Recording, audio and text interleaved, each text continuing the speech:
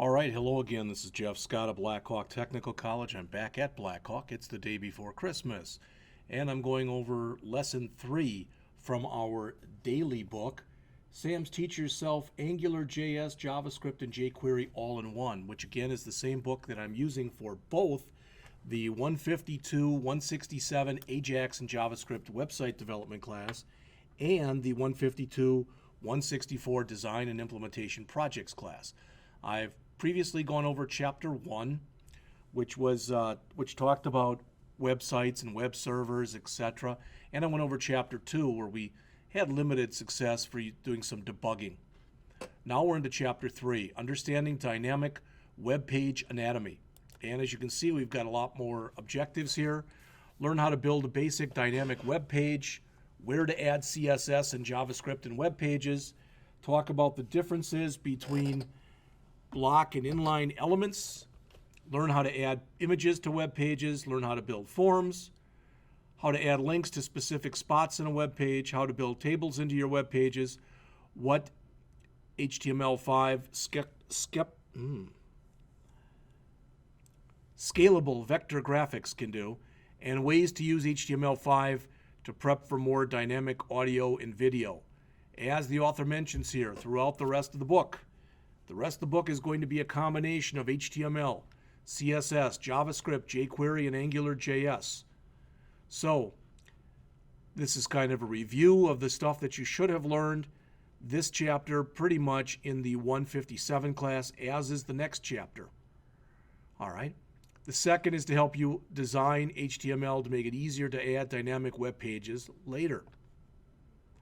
All right, so what I have done, just so you know, and we're going to talk about all the stuff that's in the chapter, but I've gone through here and I've copied all of the source code. So I have my own copy on the desktop here. In fact, what I'm going to do is copy and paste. So now I have two copies. I've got the copy and the copy of the copy. And I'm going to use the copy of the copy.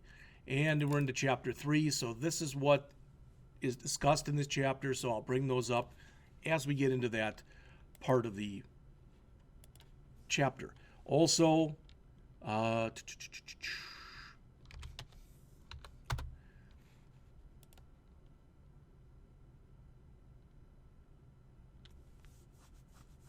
have not yet put them out there, but I will. I've done, again, the lectures for Chapter 1 and for Chapter 2. So they will be out there too in just a matter of moments. All right. I want to get going because I don't want to be here all day. So,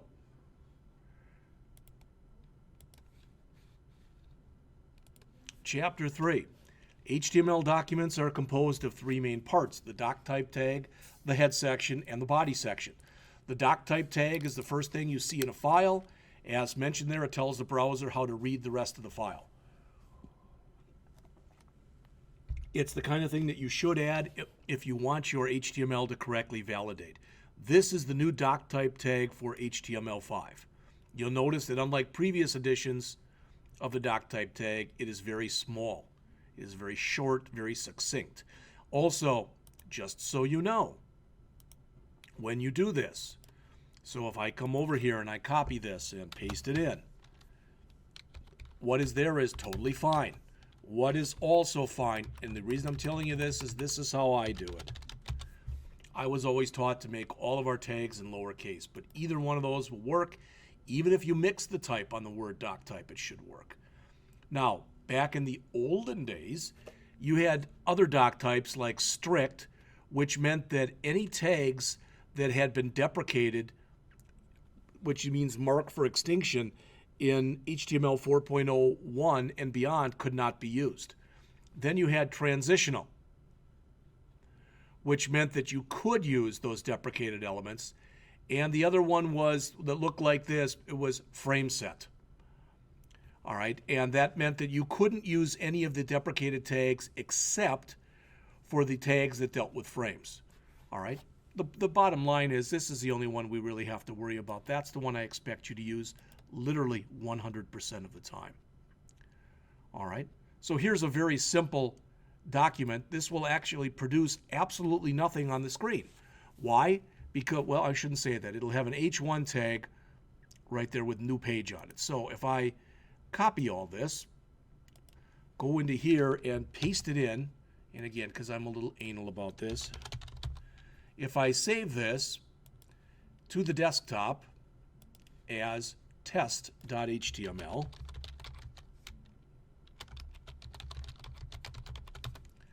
all right. Oops.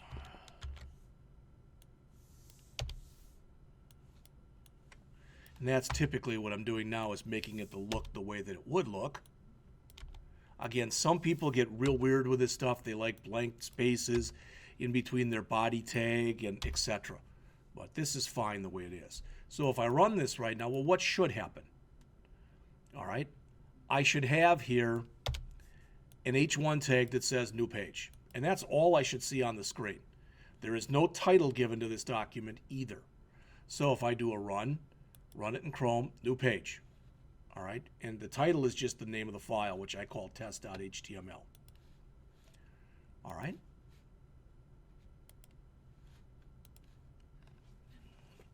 Syntax is everything when you're working with these. Yeah, and the bad thing about breaking syntax in one of these types of documents is typically you don't get an error message. Just that things won't show the way you want them to show. All right.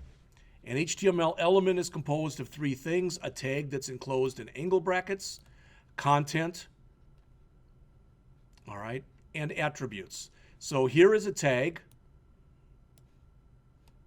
Here are tags, etc. So with some tags, for instance, if you use the align tag, it expects you to say align what? So this paragraph should now be center aligned. All right, and just to show you that, if I grab all that code, copy it to the clipboard, come to my file that I was working on, and add that. All right, add nothing else but just that. Save, run it in Chrome. Notice that is centered. Okay. Again, all of this stuff should be just a lot of review for all of you.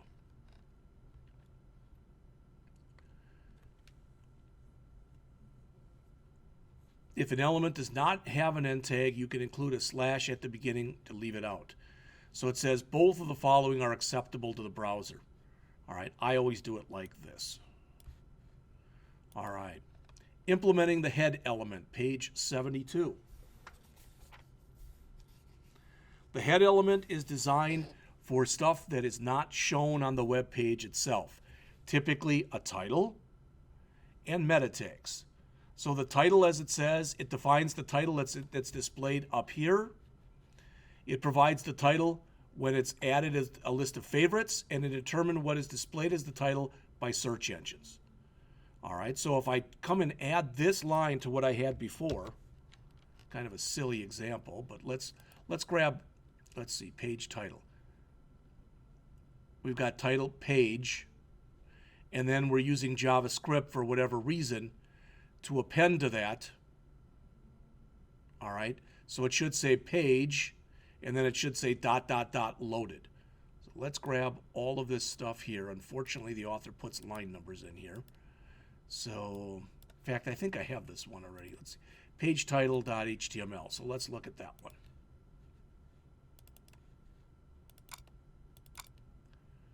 Page title. So it's page ... loaded. But if we look at the actual source code in here, you'll notice in the body section, there's nothing that tells us to print anything on the screen. I should probably look at this in a little bit bigger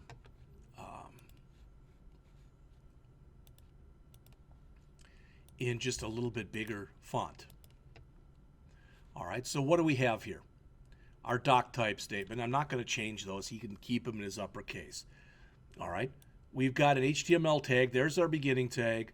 There's our ending tag. There's our beginning head tag and our ending head tag.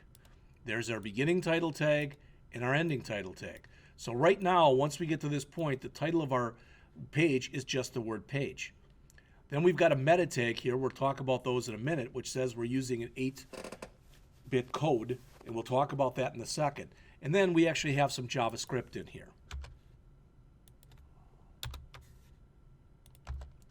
And what this says is we want to grab our title of our document and we want to add to that new title. Well, what the heck is new title?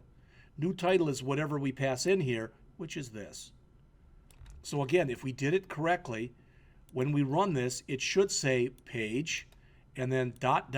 loaded is what should come on up here. So page ... loaded. Okay.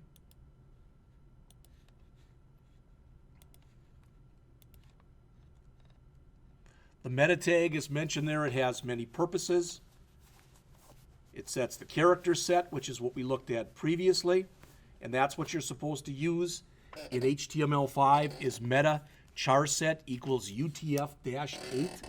As always, and you all know this, you can all do what I'm about to do, and that is if you say, well, I want to know what that means.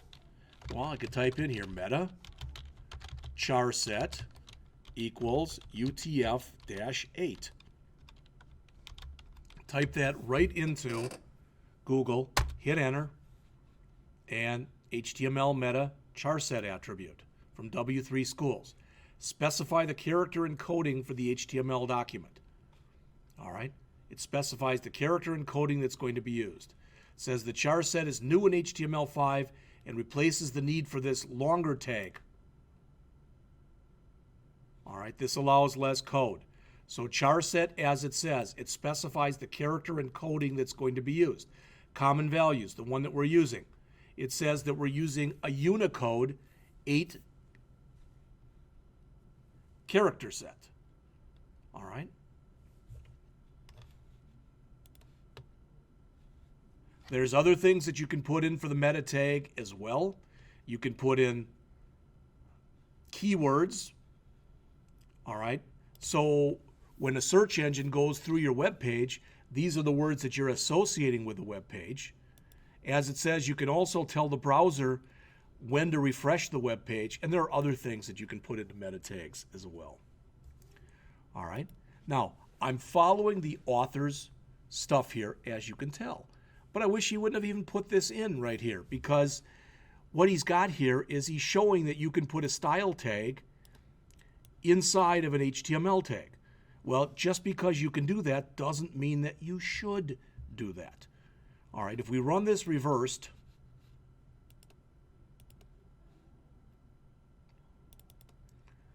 all right, and we do a run and we launch it in Chrome, it works. CSS reverse text color. That said, I want you to write yours from the get-go. No style statement here. No style statement down here. Grab all this CSS, put it in its own file, come up with your own way as far as how you are going to format this. You can see my way. If you like it, great, use it. If you don't, use your own, but be consistent. All right, and I'm going to save this as, right there, I'm going to put it in as reversed.css.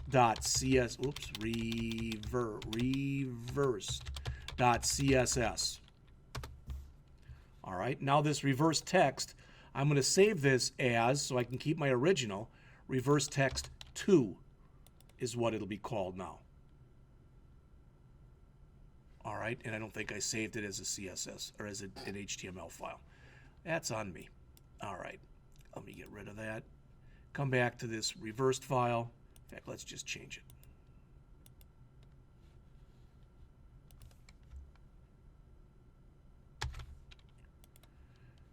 Faster to just remove it and resave it.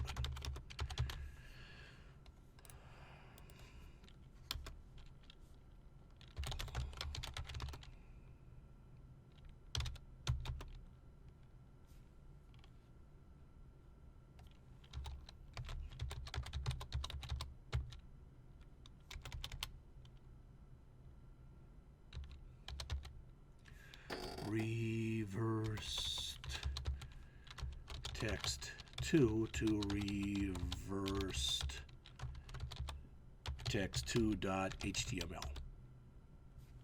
All right, so that should now be changed. Now it looks the way we want it to look. But all we have to add in here then is link rel equals style sheet href equals reversed dot css.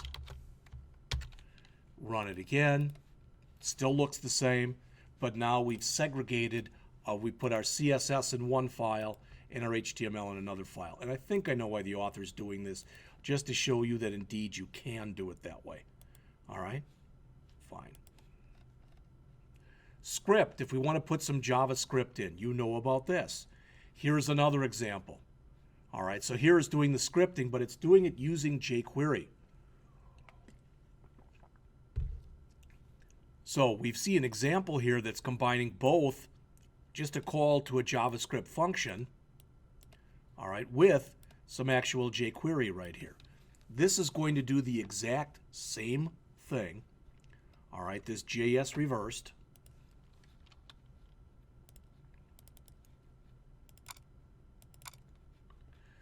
So if we go to the JS reversed and we edit it in Notepad and do a run and launch it in Chrome, the exact same thing we saw before.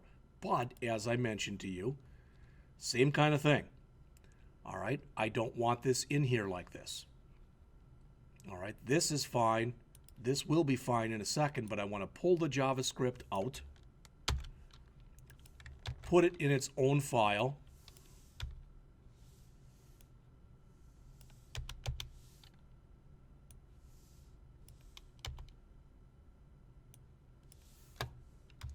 and now that I look at that, this isn't going to work right, but that's okay. We'll fix it in just a second.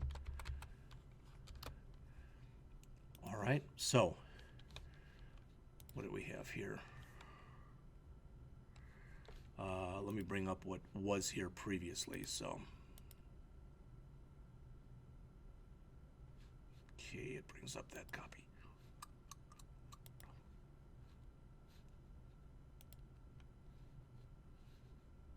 So we've got that. Now we're going to want to put in here both.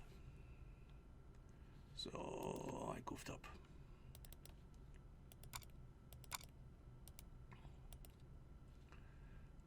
So I'll tell you what, let me just grab all of this. Okay. And we'll put that back into here. Just grab all of that and throw it into here for now. All right. So, grab these two lines. And we're going to throw those in there. So that's adding our jQuery. And we're also about to add in our script. All right, so it'll be script source equals, let's just call it reversed.js. And then we'll end our script tag.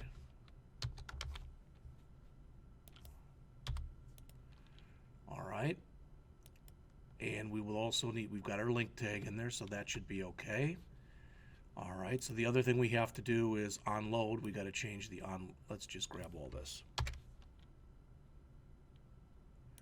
Now, oh brother, I'm changing the wrong one. All right, you know what? It's not a problem. I'm just making this a whole heck of a lot harder than it has to be.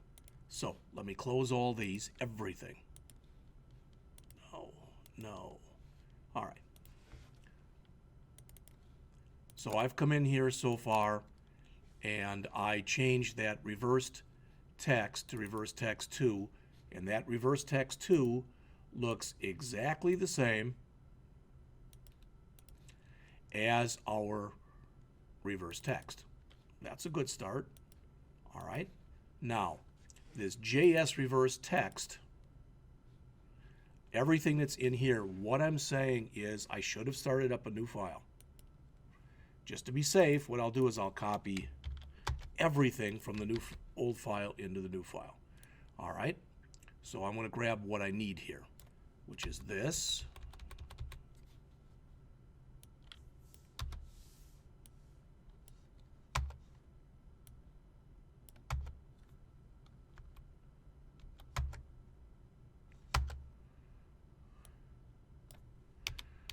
And that's it. So I can save that as reverse text.js. Okay, so there that is. Now I can come back over to here and I can put in a source line equals reverse text.js. And my script tag.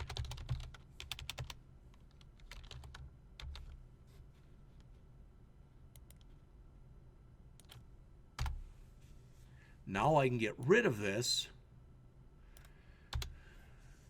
And I've got my call in here. All right. And I don't need any CSS. All right. And I'm saying onload call reverse text. Is that what it's called in here? Yes, it is. So it should work just fine. But I'm going to do a file, save as, and I'm going to save this as just JS reversed text 2 .js, or I'm sorry, .html.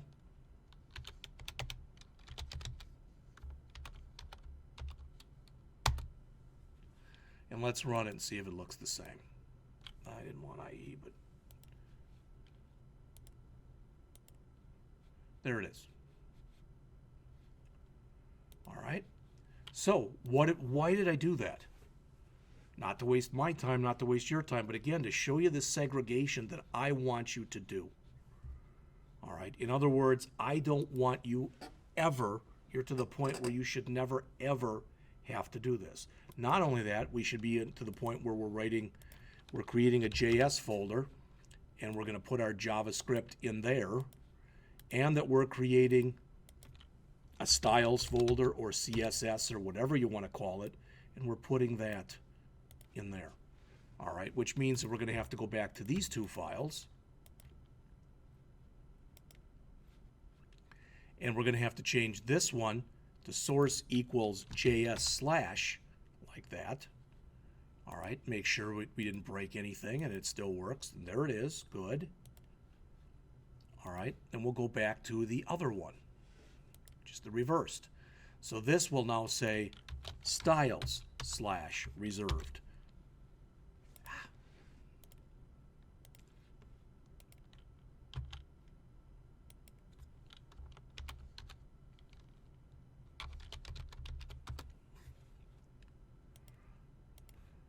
And it still works. All right. Okay.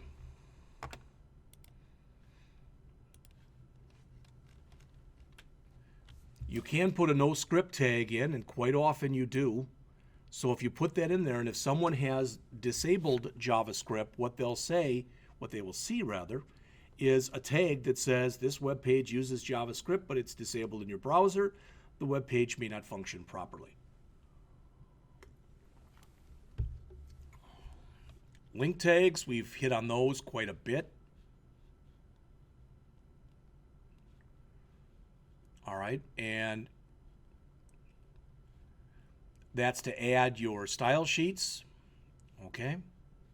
In addition, you can use it for other things like adding favicons, and there's other information that can be added as well. All right, body elements. By now, every one of you should be familiar with a class and an ID, I should say, and a class. And you should know the difference between them. You can have as many class attributes with the same name on the same web page, but only one ID attribute of a certain name on any one web page. All right, there's also a style tag, which allows you to put things, you've already seen it, to be honest with you, but it allows you to put things on individual pages. All right, block versus inline elements. Let's just cut to the quick, as they say. Block element.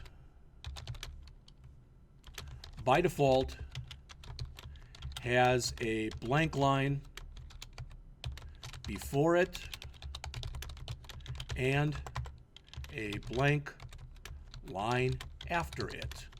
So for instance, for example, if I say paragraph, hello world,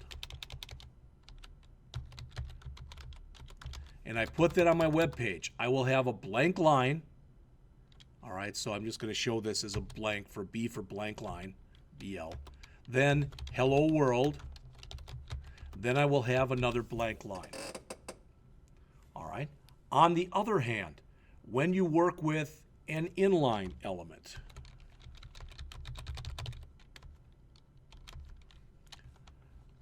by default, does not have a blank line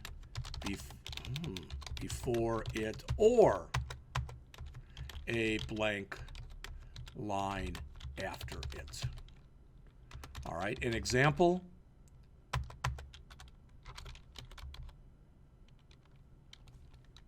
I love cake. And if I come in here and I put a strong tag here and I put an ending strong tag here, now the word love will be bolded, but there will not be a blank line before it, nor will there be a blank line after it.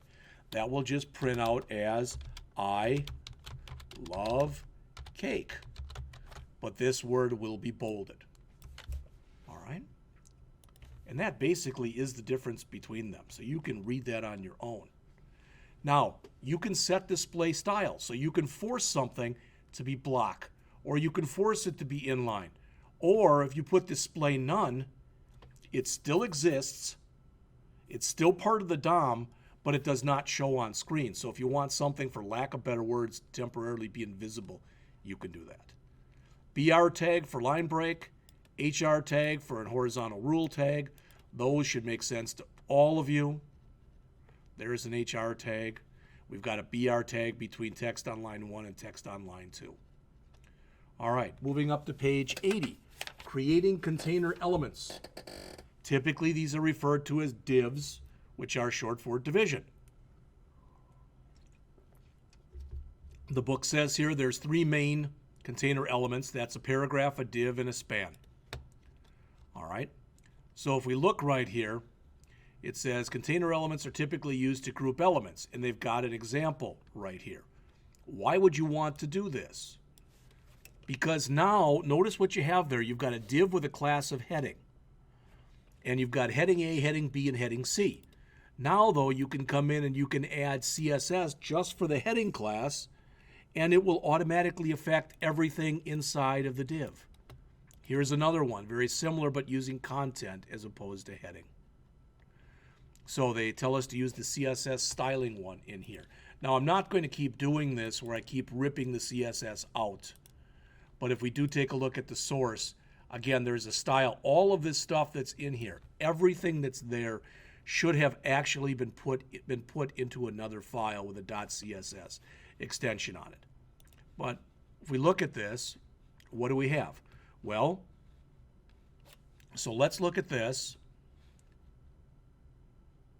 And I'm going to cut that down and then bring up, oh, doggone.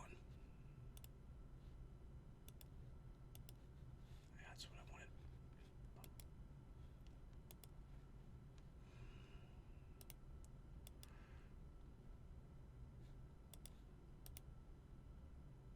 All right, so here it is. And here is how it resonates, for lack of better words. So let's cut this way down. All right. So we've got content, background color, C0, C0, C0, which is that gray that you see in there. We've got padding of 3 pixels. All right, so there's a 3 pixel padding all the way around here. Headings. We're telling them to display inline, so we want all of them to display on the same line. The background color is to be black. The foreground, or text color I should say, is to be white. They're supposed to be bolded with, again, 3 more pixelized paddings. All right. This should all be review. If there's anything in here that doesn't make sense to you, it is your responsibility to come ask in class. Because I don't plan on spending a lot of time going through these examples. That's why I'm doing it now. I want us to be able to jump in, have a review of JavaScript, and get into the new stuff. The A tag is an anchor tag. You can either link to another web page, you can link to a location on your current web page, and you can use a web page anchor, whereas it says there, it adds a link inside the web page that can be either directly linked to either by the current page or by another web page. All right. Image elements. Key thing with an image element is if you want an image element to load correctly, you must, at a minimum, put a source tag in there so it knows the image to load. If you want it to load in the most optimal way possible, you'll put in both a height and a width. All right. And as it says, we'll work a lot too with dynamically putting stuff in using jQuery and JavaScript. Why? So you can come in there and do things like create slideshows and the like.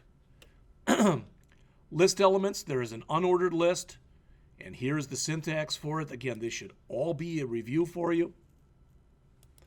And if we look, that should, since we say unordered list and we didn't change the bullet type, we get the filled circles by default with Yellowstone, Yosemite, Glacier, Arches, and Zion. But UL means that there is no specific order to it, as opposed to, all right, if we had taken that and made it an organized list. So you should all know this by now, but if I come in here and I bring in a brand new file, keep it as simple as possible.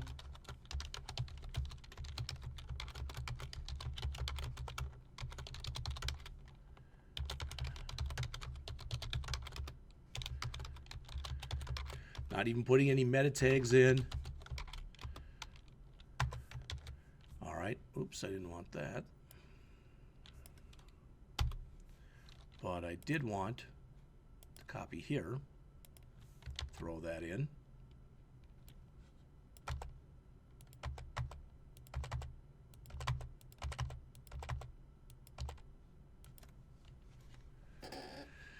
And let's put an H1 tag here first.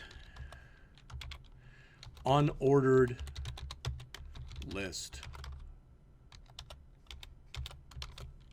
All right, let's grab all of the code we just put in there, and we'll change it to ordered list. And remember, the only thing that we have to change in here is to make that UL become an OL. Let's end our body tag.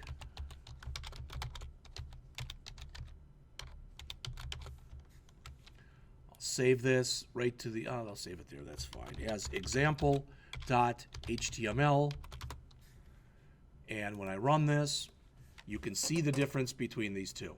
There is an unordered list with dots. There is an ordered list with numbers. And you can change that. You can change the type that's in there. You can put your own image in there, or you can have squares, or you can have circles that aren't filled in. Down here, you can use letters, upper or lowercase, Roman numerals, upper or lowercase.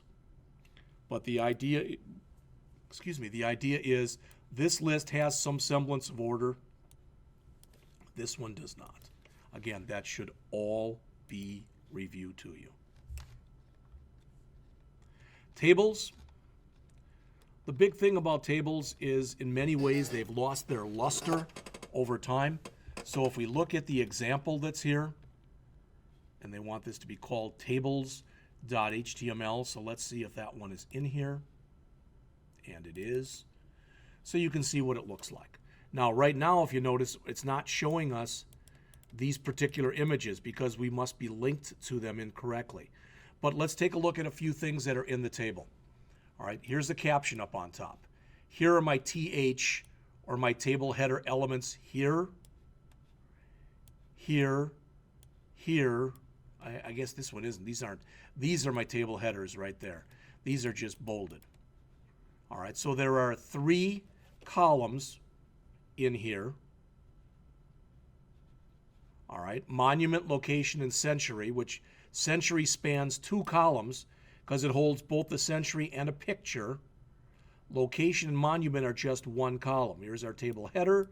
Our entire table it has a border around it. Each one of these are our table rows. Each one of these are our table columns. Table rows, TRs, are made up of table data, TDs. So if we look at this, there's the table with a border on it. There's the T head, so there's our table headers inside of a T head. All of our data is going to be inside of a row. So do we have the images here? I'm trying to figure out why this isn't working. It looks like we don't have the images listed here. So we could put our own images in there, but as of right now, we don't have them.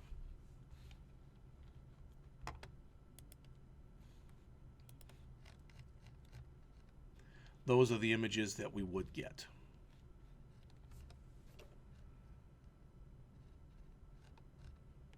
Forms.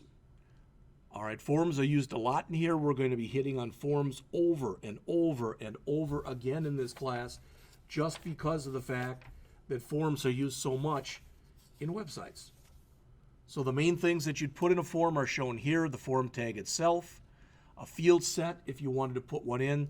So in the example they're showing here, the field set is the circle that we have around this. The legend for that field set is where it says contact info, name, origin, destination, and flight data. Those are labels. Name, the actual value for name, the actual value for origin, the value for destination, the value for flight date. All of those are text fields. This down here is a drop-down list, radio buttons, text area, checkbox, submit button, and reset button. That's what they show. And again, the good news for you is you've got all this stuff. So if I bring up forms.html from this file, we've got all that. Now, is it formatted nicely? Draw your own conclusions. That really and truly isn't what's important here. What is important is that you understand that indeed you have a working form if you ever needed to start with one. Okay?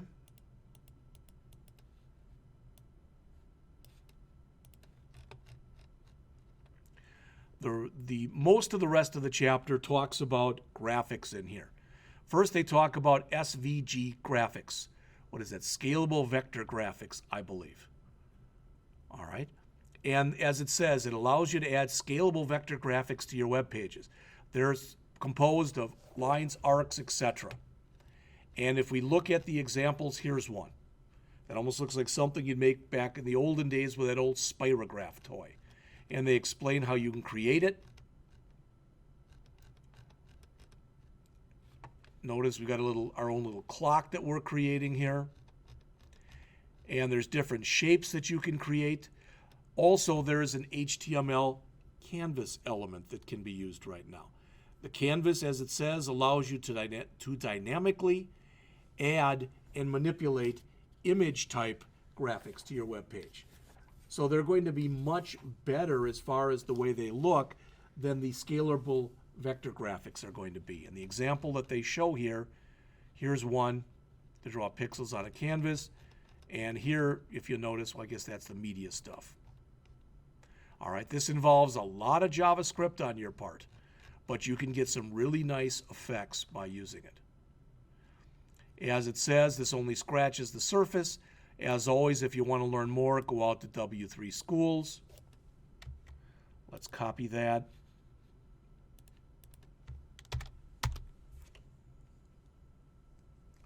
And there's their Canvas reference. I'm sure they also have something in here on scalable vector graphics. All right, and the last page of the chapter talks about adding media elements. One of the reasons that HTML5 was created was the fact that there's so many different ways to do different kinds of audio and video in HTML. For years, people used Flash, Silverlight, and other things, but they've fallen out of favor for a variety of reasons. So the idea is you can have your own video and audio tags right in HTML5. That's the good news. The bad news is different types of browsers support different types of video formats and different types of audio formats. So it's still a work in progress. And that's it for the chapter. All right, granted, I realized that was quick, but I'm going to come back in just a minute and go over Chapter 4, Lesson 4, adding CSS and CSS3 styles to allow dynamic design and layout.